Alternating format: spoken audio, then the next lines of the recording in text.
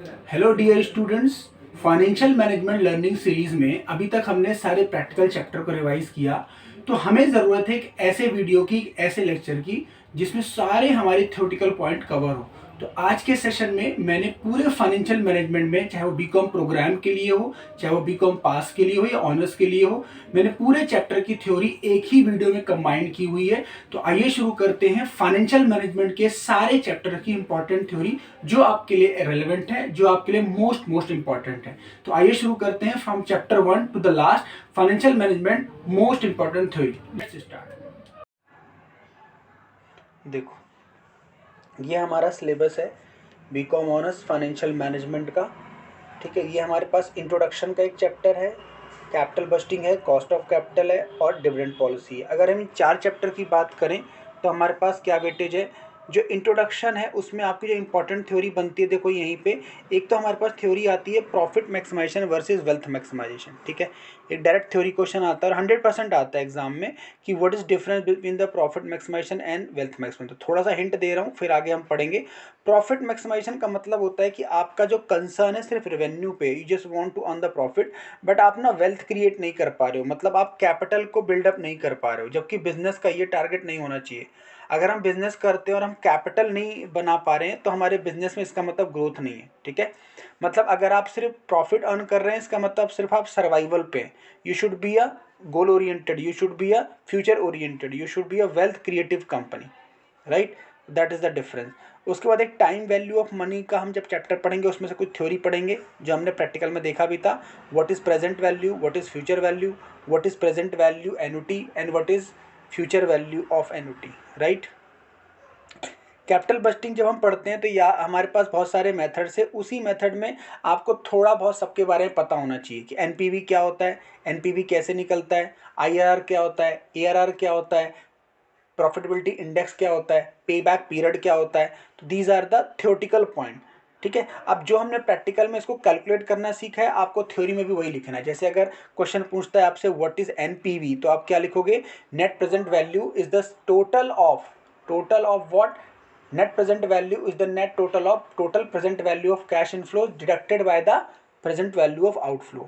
NPV हमें बताता है कि if any project giving us positive NPV we should recommend it, and if we are having two projects and any one of the project having the higher NPV we would go to the that project. This is the NPV concept. ठीक है, तो ऐसे किसी भी method में आपसे theory पूछी जा सकती है, आपको ये पता होना चाहिए, राइट। कॉस्ट ऑफ कैपिटल में मैंने आपको बताया था इंडिविजुअल कॉस्ट होती है, cost of equity, cost of debt, है ना, cost of preference share, cost of irredeemable bond, perpetual bond, ये सारे हमने इंडिफरेंट पढ़े थे। अब उसमें से एक थ्योरी इंपॉर्टेंट आती है, वो हमारे पास याद कीजिए आप, WACC, remember, weighted average cost of capital. Yes, तो weighted average cost of capital क्या होती है, जो इंडिविजुअल कॉस्ट है उन्हीं की बुक वैल्यू या मार्केट वैल्यू के बेस पे जो हम आंसर निकालते हैं उसको हम वेटेड एवरेज बोलते हैं। यानी इंडिविजुअल कॉस्ट को यूज़ करके और उनकी जो बुक वैल्यू या फिर क्वेश्चन बोलेगा मार्केट वैल्यू को, दोनों सबको कंसीडर करके जो अल्टीमेट कॉस्ट ऑफ कैपिटल निकलता है उसे हम weighted average cost of capital कहते हैं। ठीक है, नेक्स्ट हमारे पास चैप्टर डिविडेंड पॉलिसी आता है। इसमें आप याद कीजिए, मैंने आपको डिविडेंड पॉलिसी के मैंने कई सारे आपको मेथड्स बताए थे, जिसमें हमने करते थे वॉल्टर मॉडल, याद आ रहा है, गॉर्डन मॉडल, और एक हमने किया था अप्रोच। तो इसमें जो इंपॉर्टेंट थ्योरी है जिससे पूछा जा सकता है वो हम एक पढ़ते हैं, डिविडेंड डिसीजन के फैक्टर कौन से हैं, what are the factor affecting dividend decision. यानी एक ऐसा क्वेश्चन हमसे पूछा जाएगा कि जब कंपनी डिविडेंड देती है तो कौन कौन से फैक्टर को कंसीडर करती है, यानी डिविडेंड देने ना देने से पहले कंपनी क्या क्या सोचती है, वो एक क्वेश्चन आता है, फैक्टर अफेक्टिंग डिविडेंड पॉलिसी। और डायरेक्ट क्वेश्चन थ्योरी का ये आ सकता है, अप्रोच क्या होती है और वो कैसे हम प्रूव करते हैं कि अप्रोच से value of firm remain same रहती है चाहे कंपनी डिविडेंड पे करे या ना पे करे। तो अगर ये न्यूमेरिकल आता है तो हम क्या करेंगे, एक हाइपोथेटिकल एग्जांपल ले लेंगे, उसमें वैल्यूज ले लेंगे और फिर उसको हम सॉल्व करके प्रूव करेंगे कि value of firm remain same चाहे कंपनी डिविडेंड पे करे या ना पे करे। ठीक है, उसके बाद मैंने पढ़ाया था आपको working capital management. Working capital में हमने देखा था कि एक पूरा फॉर्मेट होता है जिसमें हम current assets minus current liabilities निकालते हैं, है ना। और एक थ्योरी, अगर इसमें दो पार्ट है, एक थ्योरी है एक प्रैक्टिकल है। तो वर्किंग कैपिटल की थ्योरी में सिंपल क्वेश्चन आता है, what is working capital and again what are the factor affecting working capital. What is working capital, simple, and what are the factor affecting. तो इसमें भी हम ये पढ़ते हैं कि किसी कंपनी को, किसी भी ऑर्गेनाइजेशन को वर्किंग कैपिटल कम रखनी है, ज़्यादा रखनी है, कितना रखनी है, तो इसके लिए उसके फैक्टर्स होते हैं। तो फैक्टर डिसाइड कैसे हम करते हैं कि हमारे पास बिजनेस कैसा है, लेवल ऑफ बिजनेस कैसा है, स्कोप ऑफ बिजनेस कैसा है, क्रेडिट पीरियड क्या है, क्रेडिट पीरियड क्या होता है, क्रेडिट अलाउबिलिटी क्या होती है। जब हम किसी डेटर से हम सेल करते हैं तो हम उसको क्रेडिट पीरियड अलाउ करते हैं कि भाई इतने दिन में हमें पैसे दे देना। इस तरीके से क्या होता है, क्रेडिट अवेलेबिलिटी होती है कि जब हम किसी अपने सप्लायर से सामान खरीदते हैं तो वो हमें कितना क्रेडिट पीरियड देता है, तो उसे हम बोलते हैं क्रेडिट अलाउबिलिटी। ठीक है ना। तो इन दोनों के बीच में हमें क्या मेंटेन करना पड़ता है, अपना वर्किंग कैपिटल मेंटेन करना पड़ता है। ठीक है। फिर इस तरीके से हमने एक न्यूमेरिकल चैप्टर किया था, याद आ रहा है आपको, कैश मैनेजमेंट तरीके से, बजट तरीके से था, याद आ रहा है, पैसा कहाँ से आ रहा है, पैसा कहाँ से आ रहा है, एक हमने फॉर्मेट किया था। ठीक है। उस इसमें एक इंपॉर्टेंट क्वेश्चन बनता है कि वो है कैश का यूज हम कहाँ कहाँ करते हैं, what are the motive of holding cash. ये क्वेश्चन सीधा आता है। मोटिव ऑफ होल्डिंग कैश में हम ये पढ़ते हैं कि हम कैश को किस किस तरीके से होल्ड करते हैं। तो ये इसमें हम देखेंगे, जो वर्किंग कैपिटल के लिए यूज़ करते हैं, स्पेकुलेटिव पर्पस के लिए यूज़ करते हैं, इमरजेंसी पर्पस के लिए यूज़ कर सकते हैं। तो ऐसे हमें कैश के बहुत सारे यूजेस का पता होना चाहिए। फिर हमने एक चैप्टर किया था, याद आ रहा है आपको, रिसीवेबल मैनेजमेंट, जिसमें कुल मिला के हमने देखा था कि डेटर से पैसा आएगा, फिर प्रीवियस डेटर से आएगा, करंट डेटर से आएगा। इसमें हमने एक अंडर रूट में फॉर्मूला भी देखा था। ठीक है। उसके बाद इन्वेंट्री मैनेजमेंट सीधा आता है कि आपको ईओक्यू के बारे में पूछाएगा, वही न्यूमेरिकल भी है। ईओक्यू क्या होता है, इकोनॉमिक ऑर्डर क्वांटिटी कैसे निकलती है, बस सिंपल। तो बेसिकली देखा जाए, जिससे थ्योरी आ सकती है 100% थ्योरी, वो मैं आपको बताऊं, वर्किंग कैपिटल का मीनिंग और उसके फैक्टर्स। ठीक है। डिविडेंड, डिविडेंड की मीनिंग, उसके फैक्टर्स, और डिविडेंड की कोई भी एक थ्योरी आ सकती है, जैसे कि वॉल्टर, गॉर्डन, इनमें से कोई भी थ्योरी एक आ सकती है। ठीक है। कॉस्ट ऑफ कैपिटल में WACC मैंने आपको बताया, उसके बारे में पता होना चाहिए। कैपिटल बस्टिंग में मैं आपको बता रहा हूँ फिर से, किसी भी मेथड के बारे में पूछा सकता है डिटेल से, वो आपको तैयार रखना है। ठीक है।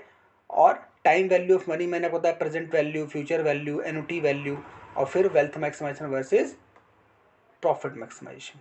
ठीक है। तो ये हमारा एक तरह से ओवरऑल हो गया। अब हम देखते हैं डिटेल से। चैप्टर 1 देख लीजिए आप, चैप्टर 1 निकालिए, उसमें आप ये वाला थ्योरी मार्क कीजिए। क्वेश्चन एक आता है, व्हाट आर द 3 फाइनेंशियल, और you can say what are the key decisions of financial manager.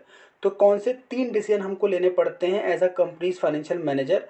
तो सिंपल सा डिसीजन है। पहला डिसीजन हमारे पास है, जैसा कि नाम हमारे चैप्टर में लिखा हुआ, बुक का नाम ही है फाइनेंशियल मैनेजमेंट। तो पहला हमारे पास डिसीजन आता है इन्वेस्टमेंट डिसीजन। ठीक है। अगर हमारे पास पैसा है, if we are profit making entity, तो पहला डिसीजन हमारे पास ये होता है कि as a company where we should deploy our funds. Investor से हमने पैसा तो ले लिया, बैंक से हमने पैसे तो ले लिए, बट हम कहाँ उस पैसे को लगाएं, so that we can make our investors happy. ठीक है। समझ में आ गया पहला डिसीजन। अब कैपिटल इन्वेस्टमेंट डिसीजन के अंदर ही जो हमने चैप्टर पढ़ा, कैपिटल बस्टिंग, वर्किंग कैपिटल, इसी के अंदर आता है। लॉन्ग टर्म कैपिटल इन्वेस्टमेंट करते हो तो उसी का नाम क्या है, कैपिटल बस्टिंग। ठीक है। तो long term capital investment decision को हम क्या कह रहे हैं, कैपिटल बस्टिंग कह रहे हैं। क्लियर। ओके। तो पहला डिसीजन हो गया हमारे पास, क्या हो गया, इन्वेस्टमेंट डिसीजन। ठीक है। नेक्स्ट हमारे पास आता है this one, financing decision. Financing decision क्या है हमारे पास, फाइनेंसिंग डिसीजन का मतलब क्या होता है, अगर हमें फंड की जरूरत पड़ती है तो हम फंड कहाँ से अरेंज करेंगे, इसे हम बोलते हैं फाइनेंसिंग डिसीजन। फाइनेंस डिसीजन का मतलब होता है कि हम चीप एंड बेस्ट सोर्स कहाँ से ढूंढ के लाएं, इक्विटी से पैसा रेस करें, डेट से पैसा रेस करें, कहाँ से, किस सोर्स से पैसा रेस करें, जो हमने पढ़ा था ना कॉस्ट ऑफ कैपिटल चैप्टर, उसी के लिए ये चैप्टर है कि मैं किस सोर्स ऑफ फंड से पैसा रेज करूं ताकि मुझे कॉस्ट मिनिमम पड़े और वो फंड मुझे मैक्सिमम क्या दे, रिटर्न। ठीक है। 2 डिसीजंस हो गए, बोलो। तीसरा डिसीजन हमारे पास आता है डिविडेंड डिसीजन, जिसके लिए हमारे पास चैप्टर था डिविडेंड पॉलिसी। अब डिविडेंड डिसीजन में हम क्या पढ़ते हैं कि as a company we have to decide कि हमें प्रॉफिट को रिटेन करना है so that we can use it further for our business expansion, और we should distribute it to the ultimate share holder.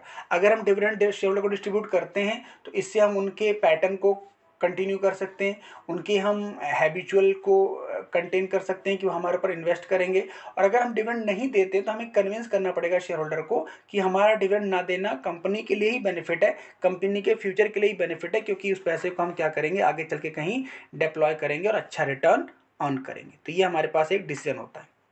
ठीक है। Maximization of profit of the firm एक separate question है। Maximization of profit of firm में हम क्या बताते हैं कि प्रॉफिट क्या होता है और उसके मैक्सिमाइजेशन में हम क्या देखते हैं। लेकिन आपसे क्वेश्चन ये नहीं पूछा जाएगा, आपसे पूछा जाएगा maximization of profit versus maximization of wealth में क्या डिफरेंस है। तो जैसा कि आपको पता होना चाहिए, प्रॉफिट का मतलब होता है बस आपको प्रॉफिट अर्न करना है, लेकिन वेल्थ अगर आप क्रिएट नहीं कर पा रहे हैं, you are not able to generate your assets, it means you are just surviving company, you are not expected to grow in the future. So our target should be what? Our target should to maximize our wealth rather only maximize our profits, right? This is the theory question. ठीक है, separately देखो समझाया हुआ है book में। पहले maximisation of wealth पहले उसने प्रॉफिट समझाया, फिर उसने वेल्थ समझाया, है ना, और उसके बाद इन दोनों का डिफरेंस हमें अल्टीमेटली प्रूव करना है कि हमारा ऑब्जेक्टिव क्या होता है, मैक्सिमाइजेशन ऑफ वेल्थ। ठीक है, ये वाला देखिए, ये क्वेश्चन आपसे पूछा जाएगा, ये वाली हेडिंग। ठीक है, क्लियर। चैप्टर 1 में ही एक इम्पॉर्टेंट है ये वाला, जो आपका अगर आप फर्दर स्टडी करते हैं फाइनेंस में तो ये आपके पास हो सकता है एक सब्जेक्ट या चैप्टर के टाइप पे पढ़ना होगा। क्या है ये? Money market versus capital market. ठीक है, दो टाइप की हमारे पास मार्केट होती है। एक मनी मार्केट हमारे पास क्या है, शॉर्ट टर्म के लिए मार्केट है। जब हमें पैसे की जरूरत पड़ती है with in a period of 6 month जो कि हम रीपे कर देंगे, तो वो हम पैसा रेस करते हैं मनी मार्केट में। ठीक है, इसके लिए जो इंस्ट्रूमेंट यूज होते हैं वो उसके लिए से call money, commercial bill, certificate of deposit, है ना, इंटर कॉर्पोरेट लोन्स, यहाँ पे इसमें लिखे हुए कौन कौन से इंस्ट्रूमेंट मनी मार्केट में डील होते हैं। ठीक है, इस तरीके से कैपिटल मार्केट कौन होती है? कैपिटल मार्केट होता है लॉन्ग टर्म फंड्स के लिए, जब हम पैसा रेस करते हैं, जिसको हम प्राइमरी मार्केट या सेकेंडरी मार्केट बोलते हैं। जब हमें शेयर से पैसे लेने होते हैं, डिवेंचर से कंपनी इशू करती है, कंपनी 5-10 साल के लिए लोन लेती है, तो उस मार्केट को हम क्या बोलते हैं? कैपिटल मार्केट बोलते हैं। ठीक है, चलो ये हमारे पास एक थ्योरी इंपॉर्टेंट है, करें। देखो नेक्स्ट जो चैप्टर है हमारे पास, इसका नाम है मैथमेटिक्स ऑफ फाइनेंस, या इसको हम टाइम वैल्यू ऑफ मनी भी बोलते हैं। बीकॉम प्रोग्राम में इसका नाम टाइम वैल्यू ऑफ मनी है, और यहाँ पे हम इसको देखते हैं मैथमेटिक्स ऑफ फाइनेंस। तो इसमें तो वैसे बेसिकली हमने सारे छोटे छोटे प्रैक्टिकल क्वेश्चन ही किए, लेकिन इसमें हमारे पास जो पूछा जाता है वो क्या पूछा जाता है कि भाई आप बताओ फ्यूचर वैल्यू क्या होती है, आप प्रेजेंट वैल्यू क्या होती है, या प्रेजेंट वैल्यू एनुटी क्या होती है, फ्यूचर वैल्यू ऑफ एनुटी क्या होती है। तो छोटे छोटे कॉन्सेप्ट हमने कैलकुलेटर से सीखा, बड़े बड़े क्वेश्चंस में कैलसी से सीखा, वही चीज आपको थ्योरेटिकली लिख देना है। एक बार आप थ्योरी बुक से पढ़ोगे आपको सारा समझ में आ जाएगा कि हाँ ये क्या है। जैसे मैंने आपको बताया, जैसे मान लीजिए कहीं पे हम इन्वेस्ट करते हैं, तो आज हमको 10 लाख रुपए खर्च करने पड़ेंगे, ऐसे न्यूमेरिकल किए थे ना हमने। आज मुझे मशीनरी खरीदनी, मुझे आज 10 लाख रुपए पे करने पड़ेंगे, लेकिन वो मशीनरी मुझे 1 साल, 2 साल, 3 साल, 5 साल, 5 सालों में थोड़ा थोड़ा कर रिटर्न देगी।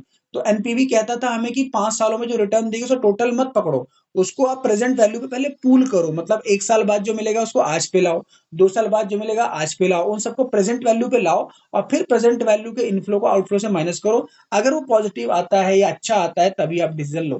तो यही छोटी छोटी चीजें आपसे पूछी जाएंगी, क्या होता है present value of growing annuity, present value of normal annuity, perpetuity मैंने आपको बताया था। तो ये छोटी छोटी चीजें हमने सीखा था, वही आपको एक बार थियोरेटिकली चीजें पढ़ लेनी। ठीक है,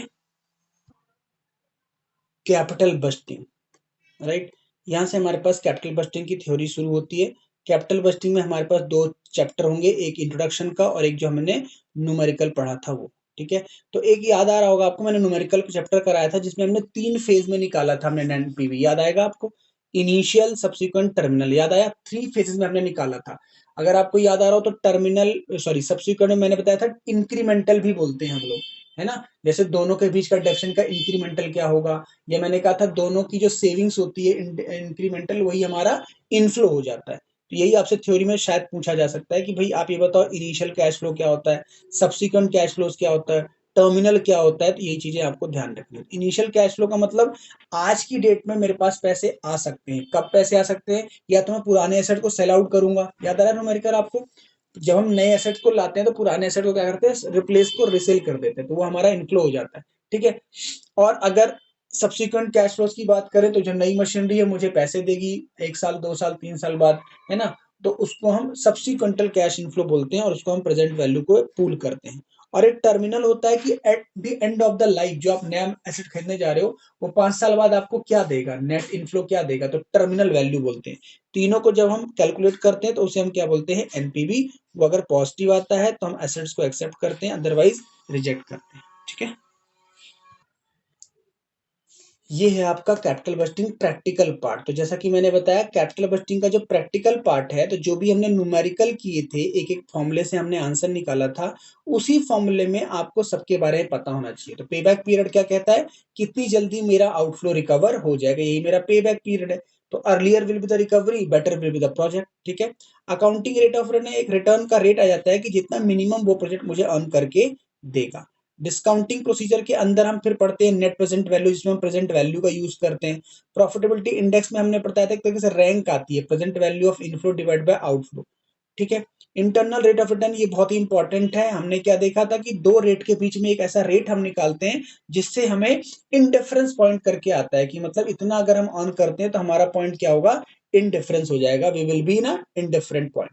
ठीक है, एनपीवी मैंने आपको बताया ही था, NPV is the net present value of inflows minus outflow that should be minimum zero, otherwise positive. Negative होता है तो we will not accept the project. ठीक है,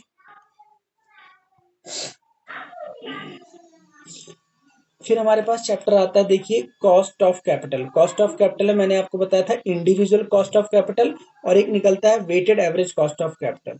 इंडिविजुअल कॉस्ट ऑफ कैपिटल में हम कॉस्ट ऑफ डेट भी निकाल सकते हैं, प्रेफरेंस शेयर निकाल सकते हैं, इक्विटी निकाल सकते हैं, किसी भी टाइप का हम सिक्योरिटीज की कॉस्ट निकालते हैं। ठीक है, हाँ एक और इम्पोर्टेंट टॉपिक मिस हो रहा था, दैट इज कैपम। ये आपको पूरा पता होना चाहिए। CAPM ये एक प्राइसिंग का एक तरीका होता है, कैपिटल एसेट प्राइसिंग मॉडल। इसमें हम बीटा का यूज करके क्या निकालते हैं, रिक्वायर्ड रिटर्न निकालते हैं। उसका फॉर्मूला क्या होता था, if you remember, KE is equal to expected return is equal to RF risk free securities return plus beta into market risk of market. हाँ, RM माइनस RF, जिसे हम रिस्क प्रीमियम बोलते हैं। राइट, तो ये हम कैपम का यूज करते हैं। तो कैपम के बारे में आपसे पूछा जा सकता है डायरेक्ट क्वेश्चन, तो आपको पूरा समझाना है कैपम क्या है, ये एक अप्रोच है, इसका फॉर्मूला क्या है, इसमें क्या क्या यूज होता है, और कैपम हम कब यूज करते हैं, जब हमें कॉस्ट एक्सपेक्टेड रिटर्न नहीं दी होती तो हम कैपम का यूज करके निकालते हैं। फिर जो इंपॉर्टेंट है वो है क्या, WACC, weighted average cost of capital. अब weighted average cost of capital देखिए, ये या तो ये बुक वैल्यू बेस पे निकलेगा, या तो ये कैसे निकलेगा, मार्केट वैल्यू पे। तो बुक वैल्यू का मतलब होता है बैलेंस शीट की वैल्यू। बैलेंस शीट में जो भी वैल्यूज हैं, आप पहले इंडिविजुअल कॉस्ट निकालिए, KE निकालिए, KP निकालिए, KD निकालिए, और उनके बुक वैल्यू का वेट से मल्टीप्लाई कर दीजिए, है ना। जैसे मान के चलिए बैलेंस शीट में इक्विटी शेयर 10 लाख का है, और टोटल इक्विटी डिवेंचर सब कुछ मिला के 50 लाख का है, तो 10 लाख डिवाइडेड 50 उसका वेट आ जाएगा। तो जो भी इंडिविजुअल कॉस्ट होगी उसके वेट से मल्टीप्लाई करेंगे और उस सारे को टोटल कर देंगे, तो हमारे पास क्या आता है, WACC। ठीक है, लीवरेज के चैप्टर में फिर हमने देखा था कि 3 लीवरेज हम लोग निकालते हैं, ऑपरेटिंग लीवरेज, फाइनेंशियल लीवरेज और कंबाइंड लीवरेज। इसमें सिर्फ और सिर्फ न्यूमेरिकल एक्सपेक्टेड है, इससे कोई भी थ्योरी हम एक्सपेक्ट नहीं करते। ठीक है, EBIT EPS में भी याद है, मैंने आपको एक पूरी टेबल बताया था किस तरीके से हम सेल से लेके EPS तक आते हैं। तो उस टेबल को आपको याद ही रखना है, क्योंकि उसी टेबल से हम लोगों ने 3 चेन निकालना सीखा था। एक तो EPS निकालना सीखा था, याद आ रहा है अगर आपको, एक इंडिफरेंस लेवल निकाला था हमने, और उसी का यूज करके आप पिछला जो चैप्टर है लीवरेज, तो भी वही कर पाओगे आप, क्योंकि लीवरेज के फॉर्मूले भी इसी टेबल पे डिपेंड है। तो आई डोंट थिंक इसमें कोई थ्योरी है। हाँ, थ्योरी आपको पूछा सकता है, what is indifference level of EBIT, ये आपको तैयार रखना है। तो इंडिफरेंस लेवल ऑफ EBIT क्या होता है, ऐसा पॉइंट, एक ऐसा प्रॉफिट लेवल जहां पे मैं किसी भी फंड से पैसा रेस करूं, अगर मेरा उतना EBIT आ जाता है तो I will be at a indifferent level. मतलब नॉर्मल क्वेश्चन में हम EPS निकालते हैं, EPS पे हमारा फोकस होता है कि हमारा EPS कितना है, ताकि हमें सेटिस्फेक्शन हो। लेकिन EBIT अगर इंडिफरेंट है तो यानी at that level of EBIT we would be different irrespective of cost of the capital. Right, dividend decision series में हमारे पास 2 चैप्टर आएंगे, एक डिविडेंड डिसीजन प्योर थ्योरी और एक आ जाएगा हमारे पास डिविडेंड डिसीजन का जो प्रैक्टिकल। ठीक है, तो इसमें हमारे पास जैसा कि मैंने आपको बताया, इसमें थ्योरी चैप्टर कहाँ से आ सकता है, कौन सा क्वेश्चन, एक सिंपल डिविडेंड की मीनिंग क्या होती है और डिविडेंड के लिए फैक्टर अफेक्टिंग डिविडेंड क्या होता है। ठीक है, फैक्टर अफेक्टिंग का मतलब होता है क्या क्या चीजें कंपनी को कंसिडर करना चाहिए बिफोर डिक्लेयरिंग डिविडेंड और नॉट टू डिक्लेयरिंग डिविडेंड। ठीक है, और फिर जो मॉडल हमने पढ़े थे, वॉल्टर मॉडल, गॉर्डन मॉडल। ठीक है, तो इसमें बेसिकली 2 अप्रोच होती हैं, एक को हम बोलते हैं रेलेवेंट अप्रोच और एक होता है इरेलेवेंट। मतलब एक कहता है इरेलेवेंट, डिविडेंड का कोई भी वैल्यू ऑफ फॉर्म पे फर्क नहीं पड़ता, जिसे हम एमएम अप्रोच बोलते हैं। तो मैंने आपको बताया एमएम अप्रोच जो होती है, मोदी गिलानी मिलर अप्रोच, उसी को हमें कंसीडर करना है for the theory point of view, क्योंकि वहां से पूछेगा कि ये अप्रोच कैसे प्रूव करती है कि value of form remains same weather company declare dividend और नॉट। राइट, अब पढ़ लेना इसको। जैसा कि मैंने आपको बताया, डिविडेंड पॉलिसी होती है retaining the dividend to the shareholders. उसी में डिविडेंड की ना 3 तरीके हैं, कांस्टेंट डिविडेंड, स्टेडी डिविडेंड और स्टेडी डिविडेंड पर शेयर। मतलब आप कंपनी ना एक अप्रोच फॉलो कर रही है, क्या कंपनी हर बार डिविडेंड देती है, ये एक पॉलिसी है। कंपनी हर बार डिविडेंड पर शेयर के हिसाब से फिक्स देती है, या कंपनी हर बार डिफरेंट पे आउट रेशो से डिविडेंड देती है।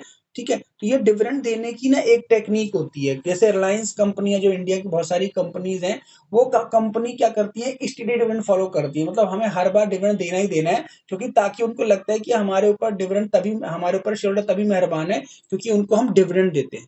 ठीक है, एक कंपनी क्या करती है, रेट हमेशा फिक्स रखती है कि इतने रुपए आपको पर शेयर डिविडेंड मिलेगा, 2 रुपए पर शेयर, 3 रुपए पर शेयर। उससे क्या होता है, इन्वेस्टर क्या होता है, ज्यादा ज्यादा शेयर खरीदता है ताकि उसको क्या मिले, पर शेयर ज्यादा डिविडेंड मिले। ठीक है, स्टेडी डिविडेंड में क्या होता है कि आप dividend pay out ratio fix होता है कि इतना रुपया जो हमने कमाया है, इसका इतना परसेंट हम लोग डिविडेंड देंगे, चाहे आपके पास 1 शेयर हो, 2 शेयर हो, 3 शेयर हो, उससे कोई फर्क नहीं पड़ता। मतलब सपोज कीजिए, अगर कंपनी ने 100 करोड़ रुपए प्रॉफिट अर्न किया है, तो 20% ऑफ 100 करोड़ वो डिविडेंड बांटना चाहती है। अब वो 21 करोड़ रुपीज नहीं होगा, 20 करोड़ ही होगा। ये भी एक हमारी पॉलिसी होती है। ठीक है, देखो नेक्स्ट चैप्टर हमारे पास आता है मैनेजमेंट ऑफ कैश। तो इसमें सबसे इंपॉर्टेंट क्वेश्चन है कि आपका मोटिव ऑफ होल्डिंग कैश क्या होता है। हम कैश को कंपनी में क्यों रखते हैं, हम अपने पास कैश की रिक्वायरमेंट क्यों जरूरत पड़ती है हमको। तो ये वाला क्वेश्चन यहाँ से देख लेते हैं। देखो, motive of holding cash, very important question. तो किस लिए हम कैश रखते हैं, पहला ट्रांजेक्शन मोटिव के लिए, जो मुझे डेली ट्रांजेक्शन करनी है, सेल परचेज और मेरे जो एक्सपेंस होते हैं उसको मीट करने के लिए मैं कैश होल्ड करता हूँ।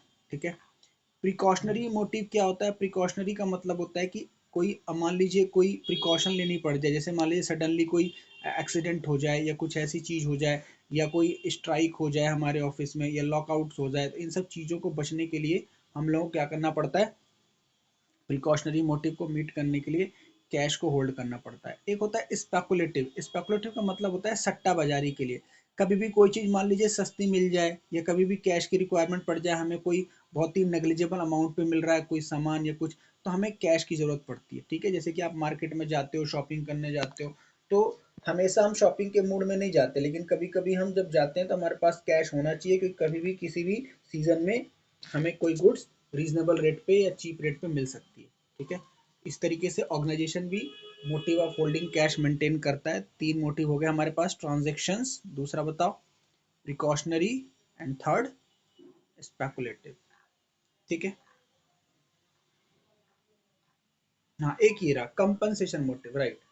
अच्छा, बीकॉम प्रोग्राम में 3 ही मोटिव हमारे बुक में, बीकॉम ऑनर्स में ये 4th भी है। कंपनसेशन मोटिव क्या होता है, जैसे मान लीजिए कभी आपसे कोई गलती हो जाती है, तो यू हैव टू कंपनसेट। जैसे मान लीजिए एम्प्लॉय आपके ऑफिस में काम कर रहा है, कोई उसका, उसको ज़रूरत पड़ जाए, या उससे आपको एक्स्ट्रा काम करवाना है ना, या कभी बैंक्स को ज़रूरत पड़ती है आपस में मिनिमम रेशो मेंटेन करने के लिए, तो हमें कंपनसेट करने के लिए, मतलब एक नुकसान की भरपाई करने के लिए हमें कैश की ज़रूरत पड़ती है, इसे हम बोलते हैं कंपनसेशन मोटिव। ठीक है, चलिए अब देखते हैं मैनेजमेंट ऑफ, हमारे पास करेंट एसेट्स आता है, इसकी थ्योरी भी हम लोग देखते हैं। देखिए इसमें हम लोगों को क्या कवर करना है, मैनेजमेंट ऑफ कैश में management of assets, management of assets में हम देखेंगे cash management, receivable management, inventory management, ये हमारे पास इस चैप्टर के टॉपिक्स हैं। ठीक है, देखिए, तो मैनेजमेंट ऑफ एसेट्स के अंदर ही हमारे पास इन्वेंट्री आता है ना, कैश एंड रिसीवेबल्स आता है, इन्वेंट्री आता है, ये सब टॉपिक हमने प्रैक्टिकल देख लिया था। इसके न्यूमेरिकल्स, इसके हमारे पास थ्योरी देखना है। तो मैंने वर्किंग कैपिटल में आपको बताया, सेम क्वेश्चन आएगा, वर्किंग कैपिटल क्या होता है और डायरेक्टली अफेक्टिंग वर्किंग कैपिटल के फैक्टर्स आपको लिखने हैं। यानी वर्किंग कैपिटल की मीनिंग आप लिख दीजिए और ये बता दीजिए कि किसी भी ऑर्गेनाइजेशन को वर्किंग कैपिटल कितनी रखनी है, तो ये कौन कौन से फैक्टर डिसाइड करते हैं।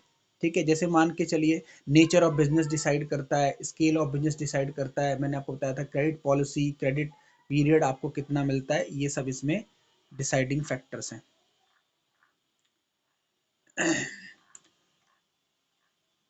नहीं, बस इसमें जो है प्रैक्टिकल ही चांसेस हैं, क्योंकि हमने एक कंप्लीट क्वेश्चन किया था। और ये वाला जो मैंने आपको बताया फैक्टर डिटरमाइनिंग वर्किंग कैपिटल, ये एक बार आप थोड़ा सा देख लेना। ठीक है, मतलब कौन कौन से फैक्टर्स हैं जिससे हम ये डिसाइड करेंगे हमें बिजनेस में वर्किंग कैपिटल की रिक्वायरमेंट ज़्यादा होगी या कम होगी।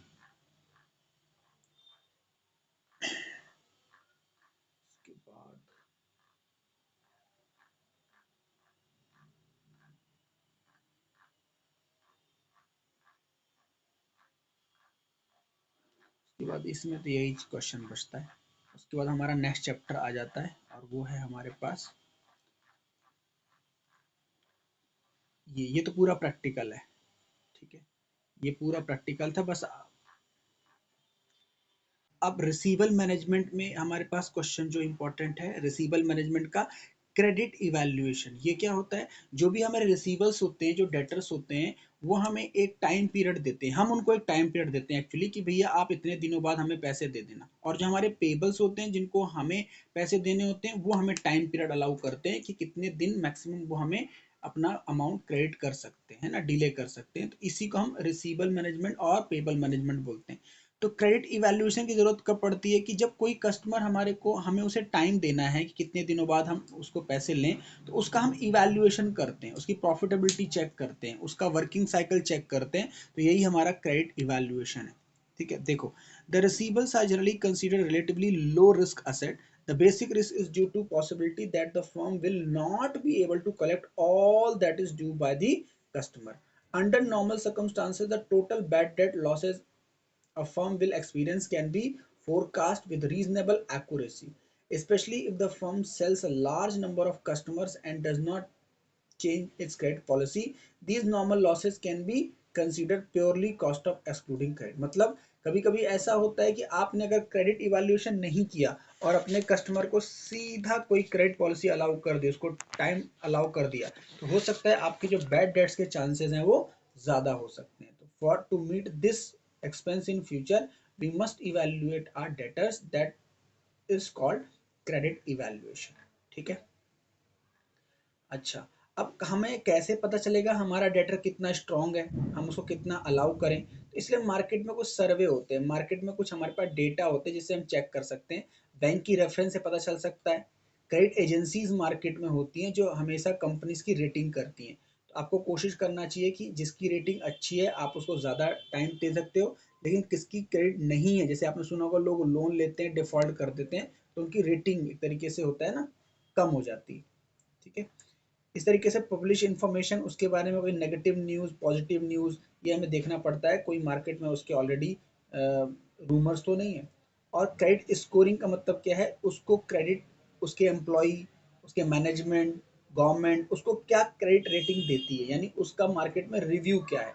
तो अच्छा रिव्यू होगा तो जाहिर सी बात है हम उसको ज़्यादा क्रेडिट पीरियड दे देंगे। क्लियर?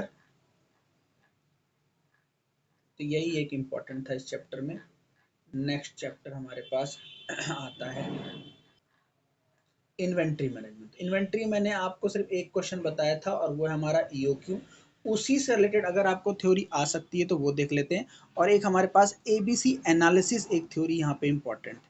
ठीक है, दो ही चीज़ें उसी, हाँ बस इसकी थ्योरी पता होनी चाहिए, और प्रैक्टिकल तो हमने ईओक्यू का कर ही लिया था। ठीक है, ईओक्यू की बस थ्योरी हमें देख, मतलब प्रैक्टिकल हमने किया हुआ है, न्यूमेरिकल ये वैसे हाँ, तो वो प्रैक्टिकल और थ्योरी में ना पूरा 40-60% चांस है। कभी थ्योरी पूछ लेगा, थ्योरी नहीं, प्रैक्टिकल नहीं पूछेगा। तो इस चैप्टर में आप एबीसी एनालिसिस जरूर तैयार करके जाना। ये एक वाइडली एक्सेप्टेड प्रिंसिपल है एबीसी एनालिसिस। थोड़ा सा देखते हैं क्या कहता है, रीड कर लेते हैं।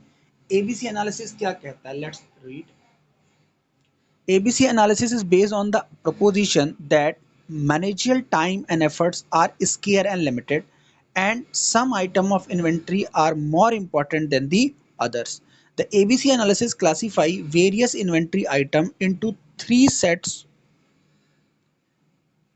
नहीं नहीं, ये 12th में नहीं था, ये 12th की थ्योरी नहीं है। वहाँ पे कोई और टॉपिक रहा होगा। बिजनेस स्टडीज में वहाँ पे कंट्रोलिंग एक चैप्टर था जहाँ पे हमने दो चीज़ें पढ़ी थी।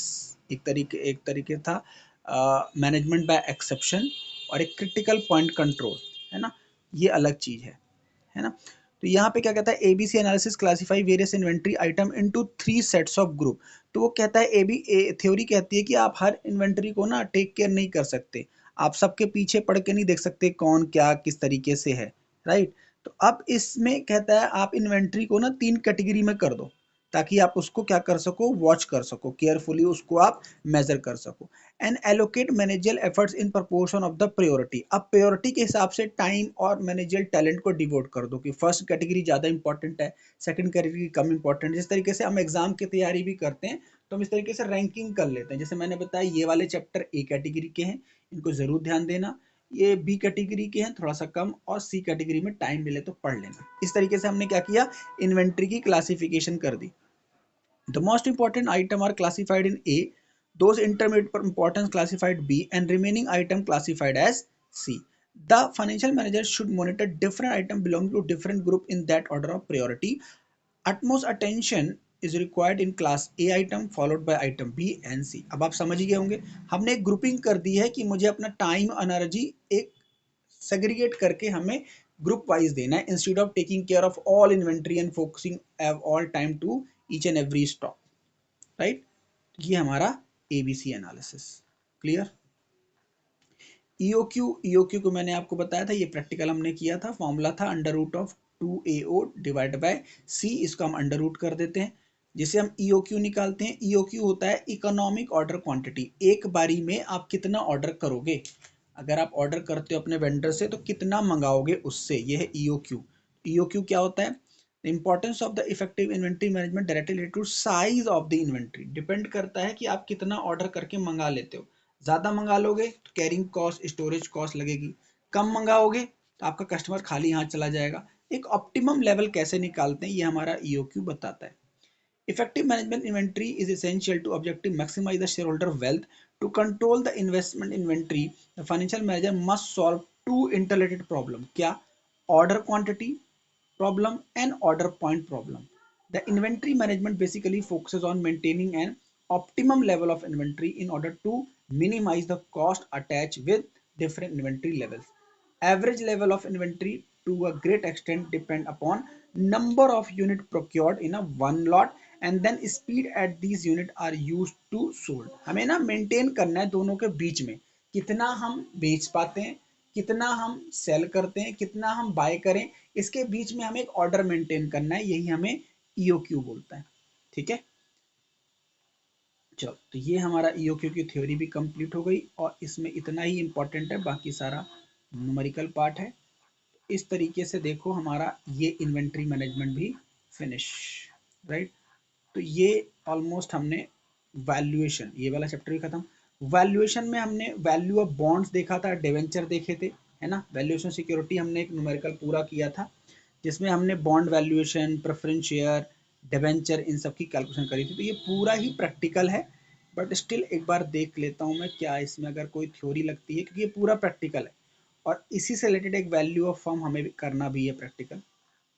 ठीक है, दिस इज प्योरली प्रैक्टिकल। इसमें क्योंकि फॉर्मूलेज हैं, बॉन्ड के फॉर्मूले, YTM हमने डिस्कस किया था, है ना। छोटी छोटी टर्मिनोलॉजीज आप देख सकते हो, बट आई थिंक प्रैक्टिकल अगर आपका स्ट्रांग है तो इसमें अलग से टाइम देने की जरूरत नहीं है। YTM एक बार पढ़ लेना, बता ही देता हूँ YTM क्या होता है। YTM क्या है, the cash flow in relation to a bond are consisting regular interest payment and the redemption payment the rate of return KD which makes the discounted value of these cash flow equals to bond market value is known as YTM।